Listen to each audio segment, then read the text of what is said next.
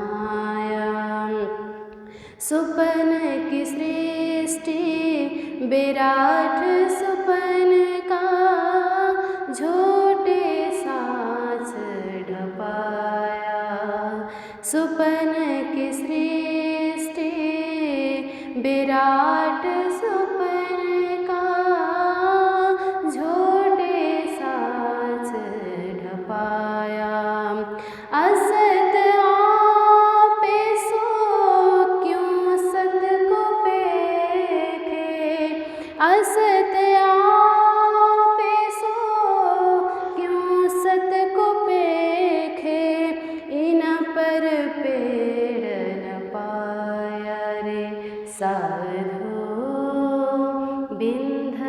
सिंध समाया रे सा साधु बिंद में सेंध समाया, त्रिगुण स्वरूप खोजत भय विस्मय, त्रिगुण स्वरूप खोजत भय विस्मय, पर अलख न जाए लखाया रे। साधु विंध में सिंध समाया रे, साधु विंध में सिंध समाया रे, साधु विंध में सिंध समाया। बोलो श्री कृष्ण कन्हैया लाल की। दोष नहीं इन बानी केरो, ये तो दुष्ट दासी की कमाई। अधम शिष्य गुरु को बुरा कहावे, पर सोने न लगत स्याही, पर सोने न लगत स्याही। बोलो कृष्ण कन्हैया लाल की, श्री निजानंद स्वामी की, श्री प्राणनाथ प्यारे की, महारानी बाईजुराज की, महाराजा छत्रसाल की, गुरुजी मंगलदास महाराज की, श्री कृष्ण प्रणामी धर्म की, तीनों पुरी धाम की, सर्व सुंदर साथ की। ए बानी तुम नाही पहचानी प्रणाम। उपस्थित धर्मप्राण शिरोमणि सुंदर साथ जी, माताएं बहनें भाइयों, मंगल धाम का मंगल जीवन, मंगल वातावरण और मंगल ज्ञान का आस्वादन, ये हमारे लिए आत्मा का खुराक है, जो नित्य प्रति हम लेते ही लेते हैं। क्योंकि बिना खुराक के शरीर भी नहीं चलता। खुराक तो चाहिए चाहिए, जैसे भी हो, स्वादिष्ट मिले या स्वाद बिना का भी हो। भूख लगती है तो भोजन चाहिए चाहिए, शरीर की जरूरत है ये। प्यास लगती है तो पानी चाहिए चाहिए। देखिए ना, ज्ञानियों ने कहा ना, प्यास एकदम लगती है तो फिर हम शुद्ध जल भी नहीं ढूंढते हैं, जो पानी मिले पी जाएंगे। प्यास न जाने धोबी घाट कहते हैं ना।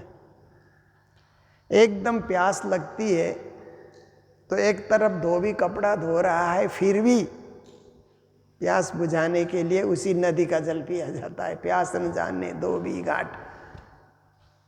फिर कहते हैं ना, नींद न जाने टूटी खाट बोलते हैं ना। नींद आती है तो खटिया टूटी हुई भी हो फिर भी सो ही जाएंगे, नींद सता रही है। इसलिए नींद में सोना ही पड़ता है। तो फिर कहते हैं, भूख न जाने बासी भात कहते हैं। भूख लगती है तो जो भात बनाया है, चावल बनाया है, वो आज का है कि कल का है, ये नहीं पूछा जाएगा। भूख सता रही है, खाया ही खाया जाता है। तो इसी तरह प्रेम न जाने आधी रात, जो भक्ति करने वाले होते हैं, प्रेम लक्षणा भक्ति करने वाले होते हैं, अभी रात हो रही है, अब परिक्रमा छोड़ो, अब माला जपना छोड़ो, अब पाठ करना छोड़ो, तो भी उनसे नहीं छूटता है। उनकी प्रेम लक्षणा भक्ति ऐसे जागती है कि लगे रहेंगे लगे रहेंगे। जैसे मीरा ने कहा ना, अर्धरात्रि प्रभु दर्शन दीजिए प्रेम नदी के तीरा। हे श्री कृष्ण, अर्धरात्रि में, आधी रात में अगर आप दर्शन देते हैं तो प्रेम नदी के तीर में हम खड़े रहेंगे। हमें अकेले नदी के किनारे खड़े रहने में भी भय नहीं होगा, पर आपका दर्शन चाहिए। ये भक्ति का पराकाष्ठा है। तो ऐसे ही हम लोग भी लगे हुए हैं। मंगलधाम में हम लोग हैं तो हमारा नियम है कि बरसात हो, धूप हो और बीमारी हो शरीर में, फिर भी हमारा नियम निष्ठा कहते हैं ना, निष्ठापूर्वक चलना। 14 वर्ष लो निष्ठा बंद। सदगुरु ने 14 साल तक निष्ठापूर्वक कथा सुनी, तो हम लोग भी 14 साल तक सुने, जीवन भर सुने। 14 साल क्या बात है। जब जब भी मौका मिले हम सुनते रहें और समय को व्यर्थ न गंवाएं, क्योंकि कहीं भी कोई नई बात तो मिलती है ना। कोई भी कथाकार सुनाता है तो कुछ न कुछ नवीनता के साथ सुनाएगा, ज्ञान को नए ढंग से प्रस्तुत करता है। जैसे भोजन तो वही होता है, चावल वही है, रोटी वही है, सब्जी वही है, दाल वही है, पर पकाने वाले थोड़ा भिन्न भिन्न ढंग से पकाते हैं ना। थोड़ा सा स्वाद नया डाल देते हैं। कई कई चावल में जीरा डाल करके भी बनाते हैं, कई पुलाव टाइप से बना देते हैं उसी चावल को। रोटी को भी देखिए, कभी परोठे के ढंग से बना देते हैं, कभी और कुछ। सब्जी में भी जरा जरा स्वाद भिन्न, दाल में भी थोड़ा सा स्वाद भिन्न है। तो वही मूल तो वही है, पर उसके बनाने में और उसके पिरोसने में थोड़ा रंग ढंग बदल जाता है। जैसे आप देखिए कि वही दाल आप पंजाब में खा रहे हैं तो एक पंजाबी टेस्ट आता है, गुजरात में वही दाल आप खा रहे हैं तो एक गुजराती टेस्ट आ जाता है, साउथ इंडिया में जा कर के आप खाएंगे तो वहाँ का टेस्ट थोड़ा बदल जाता है, राजस्थान में जाएंगे तो वहाँ का अपना टेस्ट होता है। देखिए, तो ऐसे ही वही भागवत है, वही रामायण है, वही गीता है और वही प्राणनाथ जी की वाणी है तो वही है, मूल तो वही है। मूल को तो कोई बदल नहीं सकता, पर उसको समझाने का रंग ढंग अपने अपने ढंग से, अपने अपने अध्ययन से, अपनी अपनी प्रस्तुति से लोग पिरोसते हैं, लोग उसको वितरित करते हैं, ज्ञान बांटते हैं। तो मंगल धाम में भी हम लोगों का नियम है ज्ञान बांटने का। जब मैं रहता हूँ तो मैं बांटता ही बांटता हूँ, क्योंकि मैं समझता हूँ यही मेरी ड्यूटी है। इसलिए अपने समय से उपस्थित होना और जो ज्ञान गुरु से सीखा है वो सुंदर साथ में वितरित करना। फिर मेरी यात्रा होती है जब, तो जो भी विद्वान यहाँ उपस्थित हैं, जो भी विदुषी यहाँ उपस्थित हैं, उनके द्वारा वाणी चर्चा चलती रहे। चर्चा न रुके, चर्चा की गति अविरल हो, चर्चा की गति अविराम हो। विराम ही नहीं है, कभी आराम नहीं है, विराम नहीं है, बस चलते चलो, सुनते रहो, जीवन में धारण करते रहो, जीवन में उसको उतारते रहो। ये बहुत जरूरी है। कर्तव्यशील बनना, निष्ठावान बनना, समर्पित बनना, लगनशील बनना, लगे रहना। तो देखिए हम लोगों का जो प्रकरण चल रहा है, श्री जी महाराज ज्ञानियों को, मुनियों को, वैष्णवों को, वेदांतियों को समझा रहे हैं। वही प्रकरण हम लोग सुनते आ रहे हैं जो सूरत का प्रसंग है।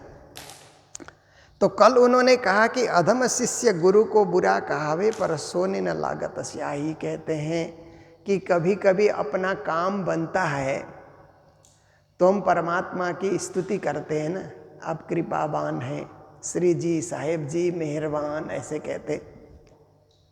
कभी काम नहीं बनता है तो नाराज भी हो जाते हैं, मेरा काम नहीं बना ऐसा करके, और दोष भी देने लगते हैं, श्री जी साहेब जी ने कुछ नहीं किया, राज महाराज ने कुछ नहीं किया, ऐसा करके।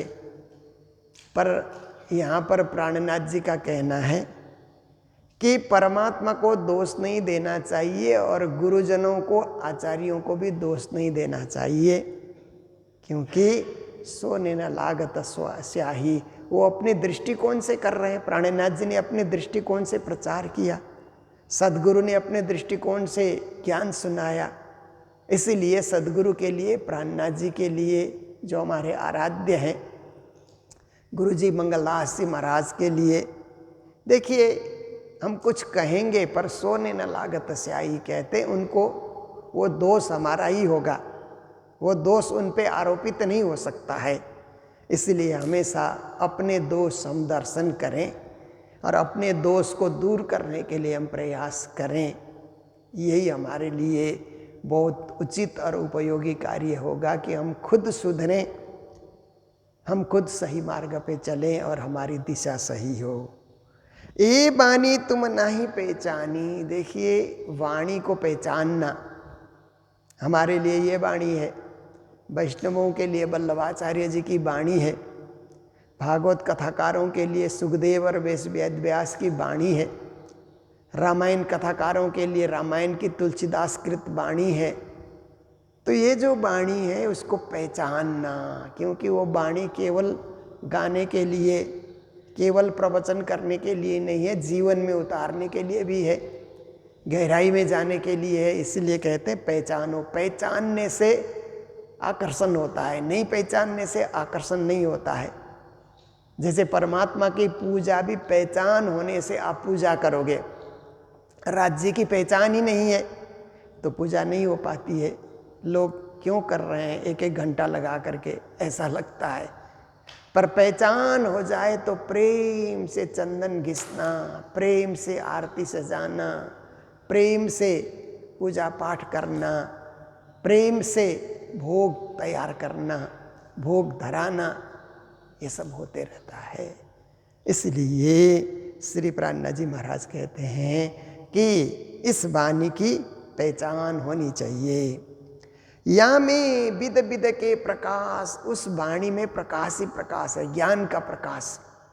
ये बिजली का प्रकाश नहीं है, पर ज्ञान का प्रकाश, अध्यात्म का प्रकाश, धर्म का प्रकाश इसमें भरा हुआ है। इसलिए कहते हैं एक प्रकाश नहीं है, अनेक प्रकाश इसमें भरा हुआ है।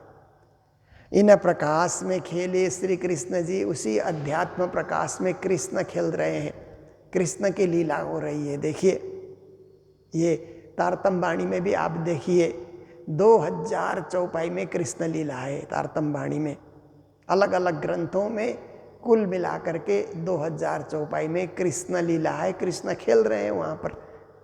और कृष्ण और राज्य में कोई अंतर नहीं है, पूरी वाणी में कृष्ण की लीला है, पूरी वाणी में राज्य की लीला है।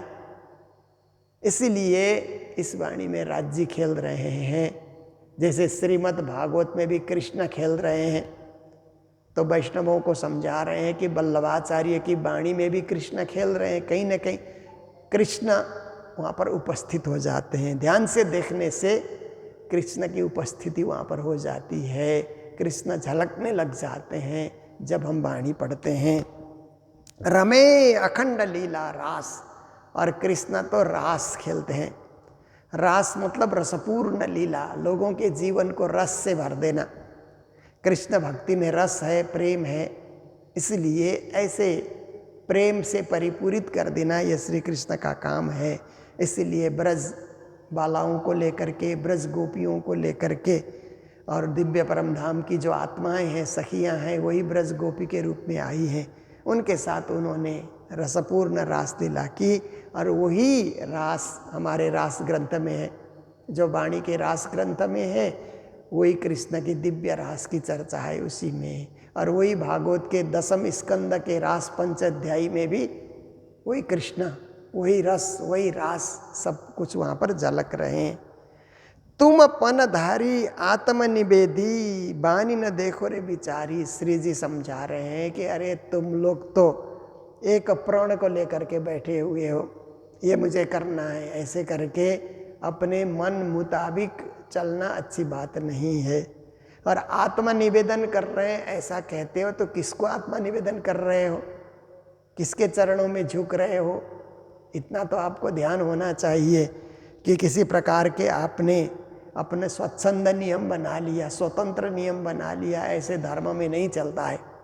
धर्म में हम परतंत्र हैं। एक बार गुरुजी ने संस्था में कार्य करने वाले कार्यकर्ताओं की नियमावली क्या होनी चाहिए ये उन्होंने बताया, जो हम लोगों ने मंगल स्मृति ग्रंथ में छपाया भी है। अलग अलग नियमावली उन्होंने बनाई कि आश्रम की नियमावली क्या होगी, प्रचारकों की नियमावली क्या होगी, संस्था में रहने वाले कार्यकर्ताओं की नियमावली क्या होगी, सुंदर साथ की नियमावली क्या होगी। अलग अलग ढंग से गुरु महाराज बनाते थे। तो उस समय संस्थाओं में काम करने वालों की नियमावली उन्होंने बनाई। तो उन्होंने कहा कि संस्था में काम करने वाले परतंत्र होकर के सेवा करें। तो जब उन्होंने उसको प्रकाशित किया तो बहुत सारे मेंबर आ गए, गुरुजी ये परतंत्र शब्द क्या है, आपने ये शब्द क्यों डाला? तो गुरुजी ने कहा कि स्वतंत्र होकर के करोगे तो मनमानी करोगे, स्व इच्छा से करोगे, इसलिए धर्म के विपरीत कार्य भी हो सकता है स्वतंत्र करने से। परतंत्र मतलब जो नियम बना हुआ है संस्था का, उस नियम में रहते हुए आपको सेवा करनी है। अपना नियम बना करके नहीं, अपने मन मर्जी नियम बना करके नहीं। पहले से जो नियम निश्चित है उसमें परतंत्र मतलब किसी के अधीन होकर के, उस नियमावली के अधीन होकर के, गुरु के अधीन होकर के चलना है। इसके लिए परतंत्र शब्द का प्रयोग है।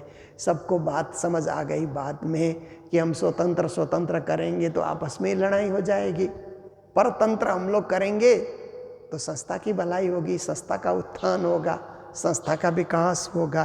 तो श्री जी महाराज यही कहते हैं, पनधारी होकर के अपने मनमानी करने से नहीं होगा। आत्मनिवेदन भक्ति की बात एक तरफ कर रहे हो कि सर्वोच्च भक्ति की बात कर रहे हो, फिर मनमाना चलना नहीं होगा, धर्मशास्त्रों के हिसाब से ही चलना होगा। वाणी न देखो विचारी, और वाणी को अच्छी तरह विचार करके देखो कि वाणी बहुत प्रभावी है और वाणी का बहुत लंबा चौड़ा इसका गहन अर्थ होता है। अजू न मानो तो इत आओ, मैं देखाऊं लीला तुम्हारी। श्री जी कहते हैं आप नहीं मानते हो तो मेरे पास आओ, मैं मनवा लूँगा, मैं बता दूंगा, भेद खोल दूंगा, रहस्य खोल दूंगा कि वाणी का क्या रहस्य है, वाणी का क्या मर्म है, मैं खोल करके बता दूंगा। मेरे पास खोलने के लिए चाबी है, तारतम रूपी। उस चाबी के द्वारा मैं सब कुछ शास्त्रों के ताले को खोल सकता हूँ, क्योंकि हर शास्त्र खुलेंगे, हर शास्त्र के दरवाजे खुलेंगे तो पूर्ण ब्रह्म के ही दर्शन होंगे। जितने भी शास्त्र हैं सब शास्त्रों में मुझे परब्रह्म, पूर्ण ब्रह्म, अक्षरातीत पुरुषोत्तम के दर्शन कराने हैं। इसलिए आप नहीं कर सकते हो तो आओ मेरे पास, मैं दरवाज़ा खोल करके बता दूंगा, मैं देखाऊं लीला तुम्हारी। और आप लोगों को दरवाज़ा खोल करके उसके अंदर परब्रह्म की लीला होते हुए, साक्षात श्री कृष्ण सच्चिदानंद स्वरूप की लीला होते हुए, ये सब भी मैं शास्त्रों में दिखा सकता हूँ। और विशेष करके भागवत में तो दिखाऊंगा ही दिखाऊंगा। आप लोग जितना अर्थ खोलते उससे कहीं गहन अर्थ खोल करके मैं बतला दूंगा, इसलिए मेरे पास आओ। वैष्णव होए सो वचन मानसी। श्री जी कहते हैं आप सच्चे अर्थ में वैष्णव हो तो वल्लभाचार्य के भागवत की टीका को आप लोग मानो, और सच्चे अर्थ में हम प्रणामी हैं तो श्री जी की वाणी को मानना ही मानना होगा।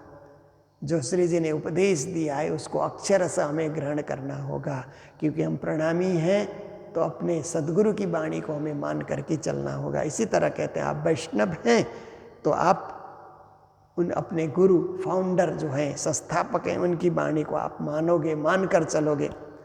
और जो बल्लभ वाणी से टलिया और कह रहे हैं हम वैष्णव हैं, गुरु की बात को नहीं मानते हैं। देखिए कई लोग कहते हैं ना कि हम गुरु को मानते हैं पर गुरु की बात मानते नहीं है। फिर गुरु जी के समय में भी ऐसा हुआ कि गुरु जी ने बताया उस समय कुछ लोगों को कि तुम मुझे तो मानते हो पर मेरी बात नहीं मानते हो, तो मुझे मानने का क्या अर्थ हुआ?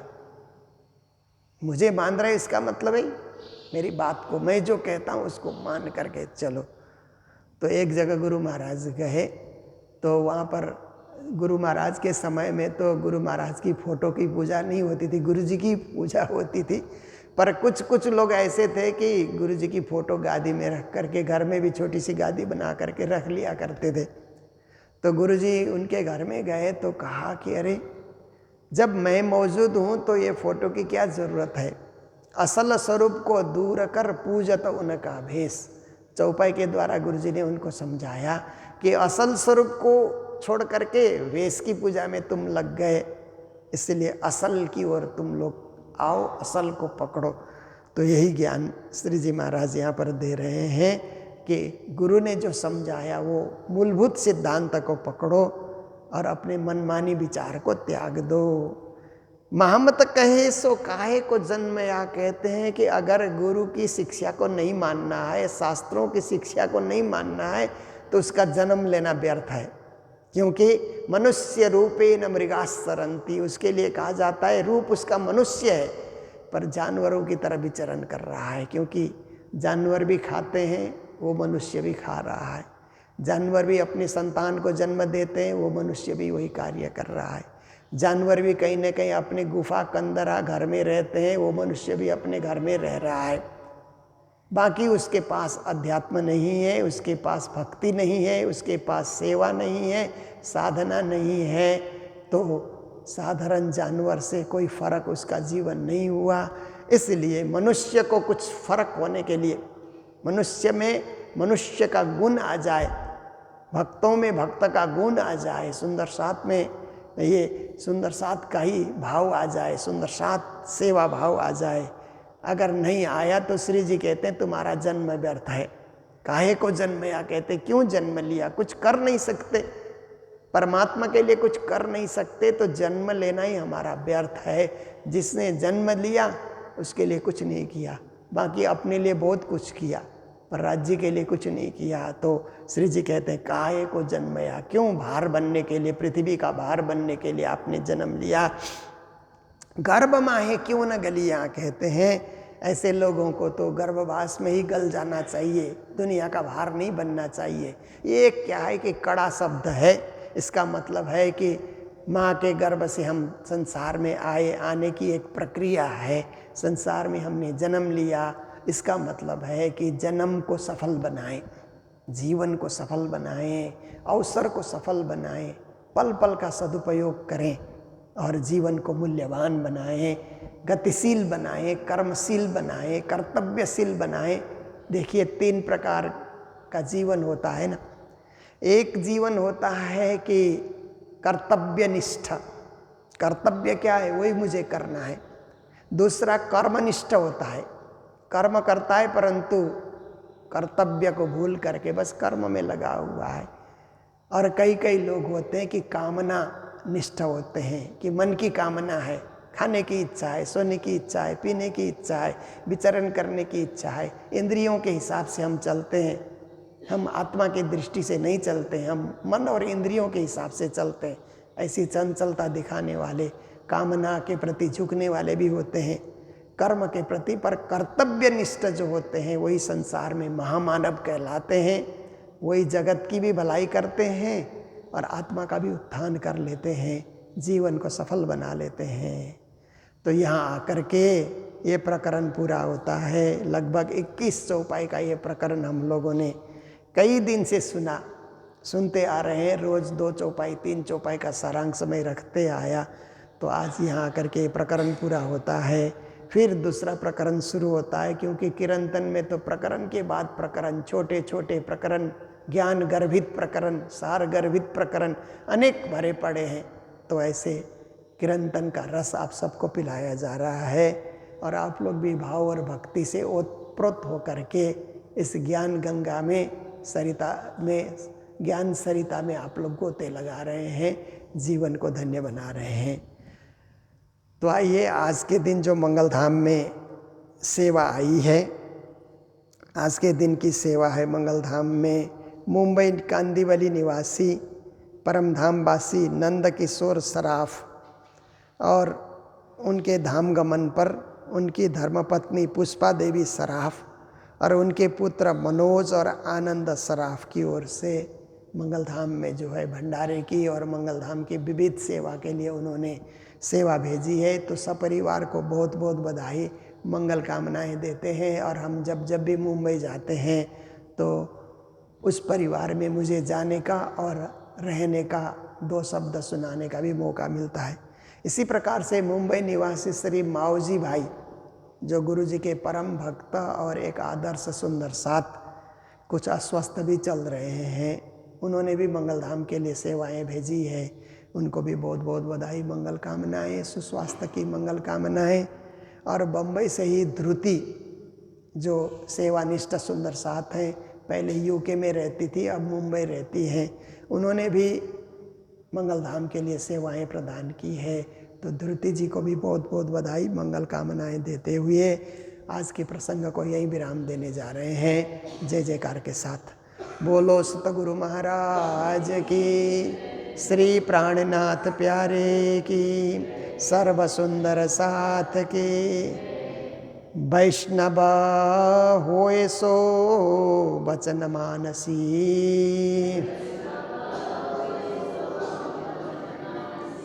और जो बल्लभ बानी से टलिया, महामत कहे सो काहे को जन्मया, गर्भ माहे क्यों ना गलिया, गर्भ माहे क्यों ना गलिया। बोलो श्री प्राणनाथ प्यारे की, श्री सद्गुरु महाराज की, श्री धाम के धनी की। प्रणाम।